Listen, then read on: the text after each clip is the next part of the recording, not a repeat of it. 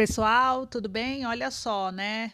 Totalmente revoltante. Jovem é condenada a 10 anos de prisão por criticar governo de esquerda nas redes sociais. E isso nos mostra o que acontece com o governo quando ele tem total parceria com o judiciário, né? Eu vou dar todos os detalhes sobre essa condenação absurda que aconteceu. O que está acontecendo no Brasil é inaceitável.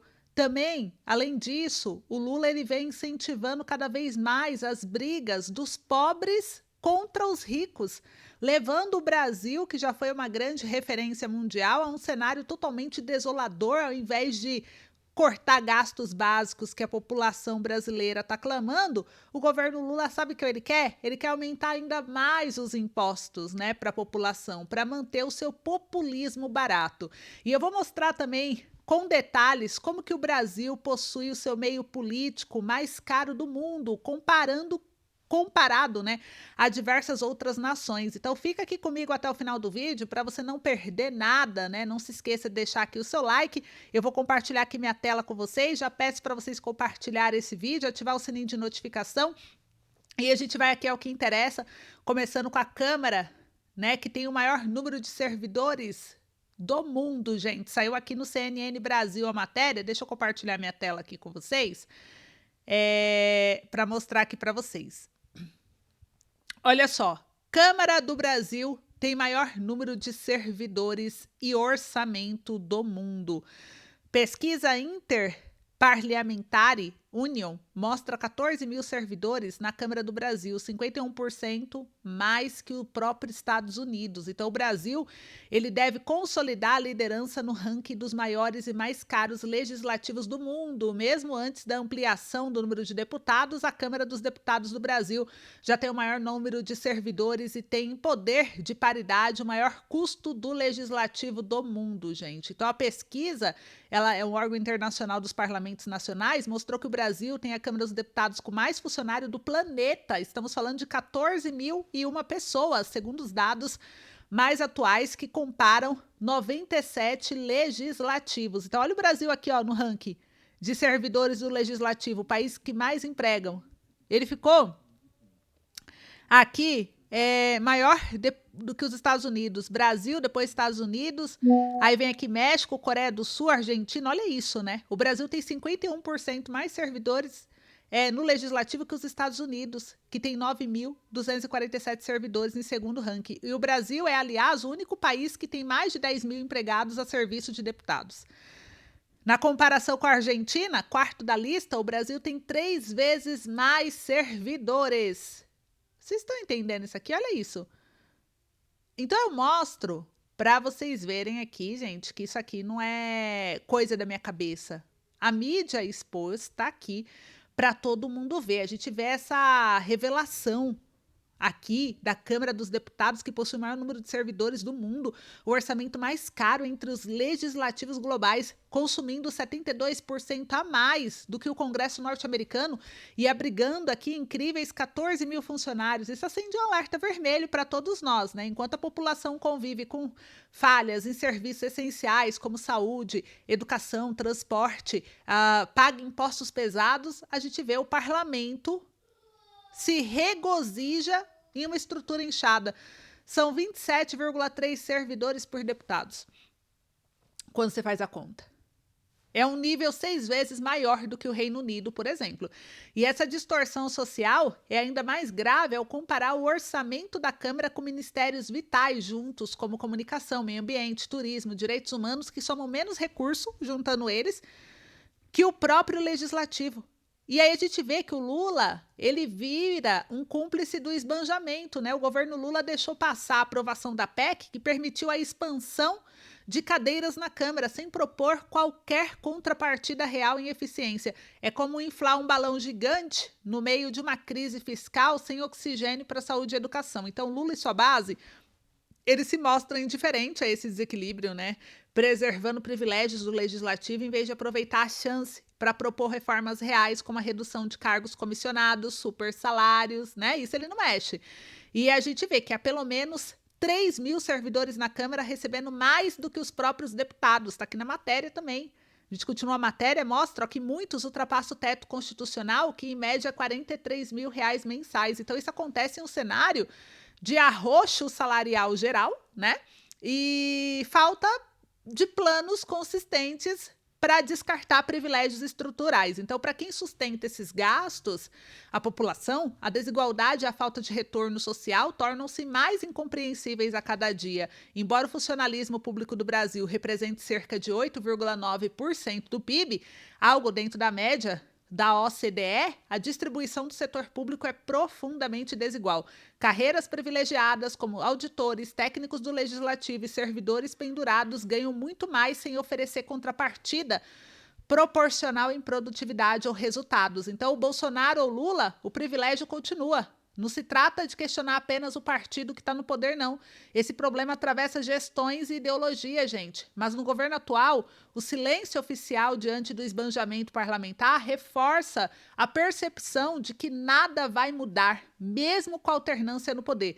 Se Lula pretende conquistar uma vantagem moral e governar com credibilidade, precisa ir além de bordar sinfonias sociais, né? Ele precisa cortar os excessos de dentro, começando por revisitar a estrutura da própria Câmara, né? Então a gente vê que a Câmara rica e inchada, no meio de um Brasil que reclama de serviços públicos, sinaliza aí um desequilíbrio grave, né, gente? O governo Lula assiste passivo, talvez porque sabe que sem os parlamentares não governa, mas governar é liderar.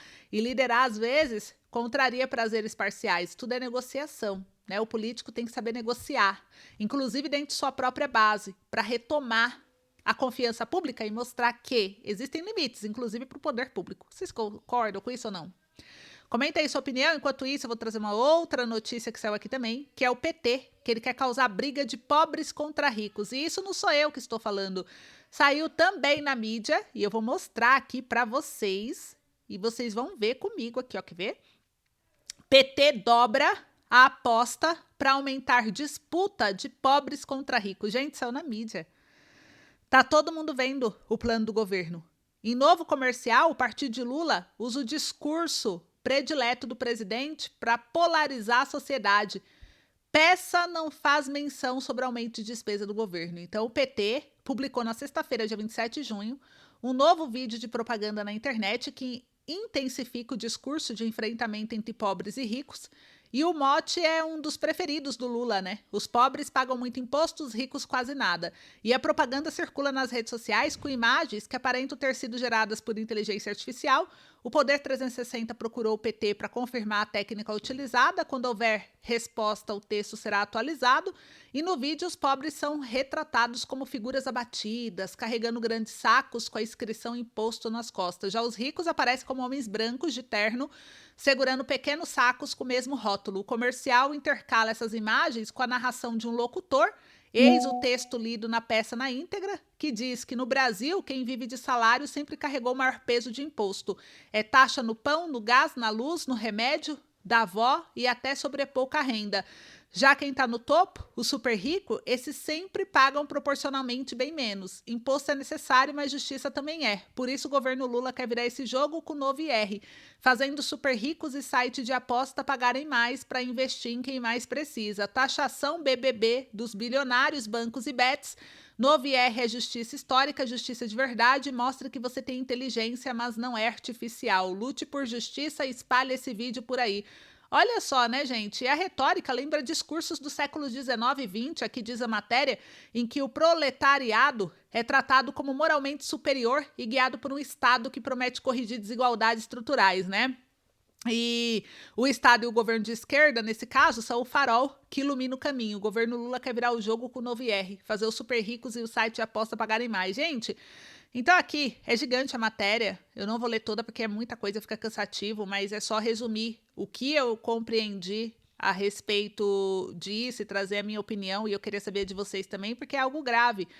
Isso daqui é algo que temos que falar, né? A manipulação de massa e esse negócio de jogo entre pobre versus ricos, né? Então a gente vê aqui que o governo Lula, através do PT, lançou esse comercial que explicitamente contrapõe pobres contra ricos. E no vídeo, trabalhadores carregam o saco gigante de imposto, enquanto os ricos surgem com pequenas pequenos sacos tributários, né? Um retrato que sugere o quê? Ser um ataque direto à elite com o objetivo claro de polarizar a sociedade. Em retórica, essa retórica, embora eficaz eleitoralmente, ela não chega a propor solução estrutural. Falta um plano real para cortar desperdício, melhor transparência, promover justiça fiscal com responsabilidade. Então a gente vê que o PT, ele aposta num discurso de divisão. Ele quer apostar que ricos pagam pouco, pobres pagam tudo, para fortalecer sua base, mas isso simplifica demais um debate complexo, ignorando aspectos como quem realmente recebe incentivo e onde o governo gasta. A emoção acima da razão, né? O tom do vídeo lembra propagandas de regimes do século XX, como o próprio jornal trouxe, apelando ao ressentimento, usa imagens geradas por IA para reforçar a ideia de uma opressão quase épica dos trabalhadores sobre os inimigos, que são os ricos, tratando como se rico fosse inimigo. Aqueles que geram emprego são inimigos. Olha isso. E até mesmo aliados históricos do PT, como o PP e União Brasil, criticaram essa polarização, alertando que o discurso de confronto ricos versus pobres pode virar um bumerangue político. E a manipulação emocional, né, gente? O que está por trás da cortina, né? Vamos analisar isso daqui. A gente vê que esse discurso prioritiza sentimentos que revide em vez de propor estruturalmente a redução de desigualdade. A ausência de reformas efetivas, porque ele reforça a bandeira tributária, reforçar que a bandeira tributária é importante, mas sem enfrentar renúncias fiscais bilionárias, fraudes no Bolsa Família, privilégios da elite política, torna-se um panfleto vazio. A gente vê que ao fingir que somos todos pobres contra ricos, o governo aliena a classe média e a maioria dos empreendedores que aspiram a um crescimento, produtividade e menos amarras, né? Não é uma revolução de classe e o uso oportunista da indignação. É uma manipulação de massa instigar ódio implícito às classes perigosas, deixando de lado o debate sobre a eficácia do Estado e o próprio custo crescente da máquina pública. Então, o discurso do Lula, ele tem choque emocional de inimigo ao invés de proposta concreta de reforma. Ele tem imagens apelativas sem dados ao invés de transferência fiscal real. Ele olhou aqui polarização mesclada com simpatia, ao invés de mobilização por participação, não ressentimento. Então, a estratégia pobres contra rico que Lula e o PT utilizam tem gosto de armadilha. Né? Por um lado, gera engajamento, mobiliza solidariedade emotiva, mas por outro, constrói uma narrativa maniqueísta, né? Eu diria, que coloca aí o diálogo, a esperança de um Brasil unido e o debate racional em segundo plano. Então, se o objetivo é justiça fiscal, Lulinha, combate à desigualdade, precisamos de visão ampla, né, querido? Reforma tributária de verdade, combate a privilégios, né? Redução de desperdício, transparência absoluta, coisa que não se consegue apenas com proliferação de vídeos e slogan fáceis criado por inteligência artificial. Então, quem realmente perde com essa estratégia são os mais pobres, que é o que ele diz defender, como sempre, né? Que querem mais dignidade, educação, trabalho, mas ganham apenas uma arena de discórdia e rancor entre os pobres e ricos, né? Vamos dizer assim. E ainda, falando sobre esse governo aqui de esquerda, gente, tem mais, não é só isso não. Compartilhar aqui com vocês minha tela numa outra matéria que mostra sobre as redes sociais. Vocês acham que as redes sociais são responsáveis pelas postagens dos usuários? O que vocês acham dessa decisão? Eu vou mostrar aqui a matéria que saiu no G1, que é uma matéria muito importante, que mostra que o STF define que redes sociais são responsáveis por postagens de usuários. Tá aqui, ó. Veja as perguntas e respostas. Então, a decisão declara, parte do artigo 19 do Marco Civil Inconstitucional, plataformas terão que remover conteúdo ilegal, mesmo sem ordem judicial, em casos graves como racismo, terrorismo, divulgação de pornografia infantil. Então, o STF definiu na quinta-feira, dia 26, a tese que define como será a aplicação de responsabilidade das redes sociais por postagem criminosa ou ofensiva de seus usuários. Ou seja, fixou em que situações as plataformas digitais podem ser acionadas por conta de conteúdos ilícitos de terceiro. E a decisão foi tomada na 12ª sessão da Corte sobre o tema. Com isso, foi concluído o julgamento de 2 recursos extraordinários que discutiam a possibilidade de punição à plataforma. E aqui, né, mostra tudo que ele analisou, tudo que acontece. É muita coisa, é uma matéria muito grande, mas eu queria trazer aqui para vocês a minha reflexão sobre isso. Eu li toda a matéria, né? Só para fazer um resumo para vocês, de uma reflexão crítica sobre a liberdade de expressão e a responsabilização nas redes sociais. Vocês viram aqui, o STF decidiu, agora dia 26 de junho, que ele afirmou que as plataformas de redes sociais serão responsáveis diretamente por conteúdos publicados por usuários em casos de crimes graves sem necessidade de uma ordem judicial prévia. Então, essa mudança marca um ponto crucial no debate. Até que ponto as empresas devem servir de guardiãs da sociedade? A gente fala, né, que até que ponto as empresas vão servir, porque isso pode se transformar numa censura, será? A liberdade de expressão livre, ela é cláusula pétrea da Constituição. Qualquer limitação, ainda que com nobre causa, precisa ser tratada com imenso cuidado. O ministro Nunes Marques foi claro ao afirmar que a repressão só deve ocorrer após decisão judicial sobre risco de violar o devido processo. E, por outro lado, discurso de ódio, incitação ao suicídio, pornografia infantil, apologia ao terrorismo e ataques à democracia exigem uma resposta mais ágil do sistema, e o STF entendeu que as plataformas devem ser reações rápidas, não bastando ação judicial, né? Então, o equilíbrio é possível, né? A favor, tem aí criminosos que incitam violência ou fomentam ódio, frequentemente contam com inércia das redes para se articular. Então, as regras claras do STF forçam a retirada rápida dos conteúdos. Usuários vítimas de discriminação, ameaça, crime grave podem ver seus agressores removidos com mais eficácia. E os contra, sem critério objetivo, a plataforma pode passar a remover conteúdo apenas para evitar risco legal, silenciando vozes legítimas. O exemplo do bloqueio de perfis como o Monark, né, decidido por Alexandre de Moraes, lembra a facilidade em que o discurso pode ser interrompido por critérios não transparentes, né? E a gente vê aí que ferramentas para remover conteúdo criminoso já existem. Estão banalizando o controle sobre conteúdo. Então, a remoção extrajudicial, motivada por notificação ao critério interno, pode se tornar um novo padrão. Basta um falso alerta para que conteúdos legítimos sejam suprimidos. Onde está a garantia de um devido processo digital com direito à defesa, contestação, apelação? Na União Europeia, empresas devem seguir o Digital Services lá com regras claras e multas proporcionais. Nos Estados Unidos, prevalece maior proteção à expressão, salvo conteúdo criminoso evidente. No Brasil, a decisão da STF, sem base legislativa própria ou critério republicano, deixa um vácuo que pode ser perigoso. Pode virar censura sob formato legal. Então, a responsabilização pelas facções digitais criminosas é urgente, mas quem deve julgar? As plataformas? Por receio legal ou a justiça?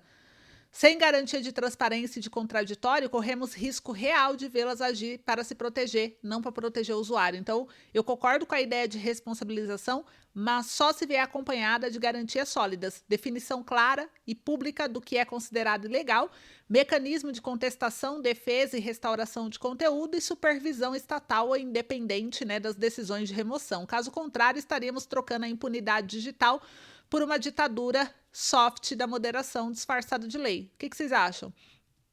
E para terminar, gente, vou compartilhar minha tela com vocês sobre a jovem condenada a 10 anos de prisão por criticar o governo em rede social. Olha isso, que absurdo. Vou mostrar aqui. Venezuela condena mulher a 10 anos de prisão por críticas ao regime em rede social. Merlis, 25 anos, fez comentários sobre programa de alimentos subsidiado pela ditadura e foi presa em agosto do ano passado. Então, a Justiça da Venezuela condenou a 10 anos de prisão uma mulher que criticou as redes sociais. Olha isso, nas redes sociais, uma militante do chavismo, em meio a protestos contra a eleição que reconduziu Nicolás Maduro ao cargo do ano passado, informou uma pessoa próxima ao caso, a agência de notícias. E ela foi sentenciada no dia 23 de junho no estado de Monagas, do nordeste do país, após ser julgada por incitação ao ódio no âmbito de uma lei que críticos afirmam servir para intimidar opositores. Então, uma pessoa próxima ao caso forneceu aqui ao jornal os detalhes da sentença, que não foi oficialmente comunicado pela Justiça. A família optou por não se pronunciar, porque o regime, né, coloca ali maldade em todo mundo que se pronuncia. E a mensagem foi direcionada, né? Ela foi presa pouco depois de escrever no Facebook: que ruim que uma pessoa dependa de uma bolsa, em referência ao programa de alimentos subsidiado do governo. Por causa dessa mensagem, ela foi presa. Vocês acreditam? Não é ridículo uma coisa dessa? Fala pra mim. E aí eu te pergunto, né? Liberdade de expressão sob ataque. Da Venezuela ao Brasil é isso aqui, ó. Porque a gente vê a Venezuela condenando a jovem a 10 anos de prisão só porque criticou um programa. Ela escreveu que ruim uma pessoa depender de uma bolsa. Só por isso ela foi enquadrada por incitação ao ódio. Gente, esse é um exemplo claro que a justiça autoritária que criminaliza a opinião, onde manifestações legítimas viram crime de Estado. Paralelamente, no Brasil, observa-se uma crescente judicialização da expressão crítica. É a mesma coisa. O STF tem tomado decisões polêmicas que ampliam o risco de censura, remoção de contas, medidas restritivas, sem processo judicial claro. Então, isso aproxima o país do modelo repressivo da mesma forma. Né? Então, criminalização da crítica política. Na Venezuela, a gente vê expressões cotidianas viram motivo para cárcere.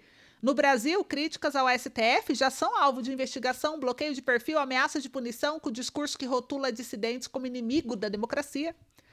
Aí a gente vê a ausência de liberdade democrática efetiva, né? O Maduro controla o parlamento, censura a imprensa, regula redes sociais com leis amplas e imprecisas, que é a lei contra o ódio de 2017, com pena de até 20 anos, e no Brasil, mesmo com pluralismo formal, decisões do STF em casos como remoção de perfis e agora a regulamentação das redes, né? Tá a mesma coisa. Efeito intimidatório e autoritário. Na Venezuela, jovens são presos, torturados e ficam incomunicáveis só por falarem sobre política. No Brasil, perseguição judicial a manifestante, blogueiros, figuras antissistema demonstram que o viés autoritário começa a suprimir a livre manifestação de ideias. Então é um perigo que ronda o Brasil.